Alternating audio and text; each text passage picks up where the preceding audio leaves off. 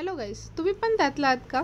तेच नेहमीची भाजी आणि पराठे खाऊन बोर झालाय? तर चला तर आज बनवूया कोबीचे पौष्टिक पराठे आणि पटकन होणारे झणझणीत असा हा पराठा। सुरुवातीला मी कोबी बारीक कट करून घेतली आहे। स्वच्छ पाण्याने धुवून त्याला एका भांड्यात काढून त्यात पाणी, मीठ, हळद टाकून 3 ते 4 मिनिटांसाठी उकळून घेतलेले आहे। त्यानंतर ते पाणी गाळून घेतले।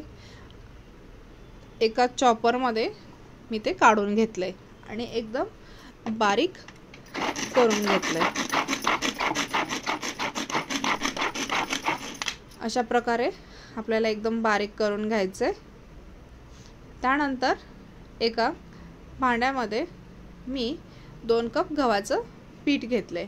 त्यामध्ये बारीक केलेली कोबी, त्यामध्ये मी 1 चमच कुटलेला लसूण टाकलेला आहे, 1 चमच तिखट, मीठ, 1 चमच जीरा, ओवा 1 चमच क्रश करून टाकलाय। त्यानंतर थोडेसे चिली फ्लेक्स टाकले। त्यामध्ये 2 चमच तेल टाकून मी घट्टसर असं पीठ मळून घेतले, थोडं पाणी ॲड करत। पीठ हा आपल्याला जास्त पातळ नाही करायचे, थोडं घट्टसरच पीठ चुरायचे।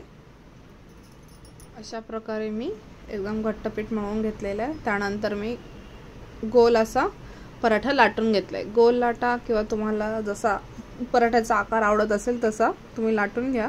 त्यावर नंतर मी हे तुपाने भाजून घेतले। तूप, तेल किंवा बटर जे तुम्हाला आवडत असेल त्यानुसार तुम्ही पराठ्याला छान असा खरपूस भाजून घ्या।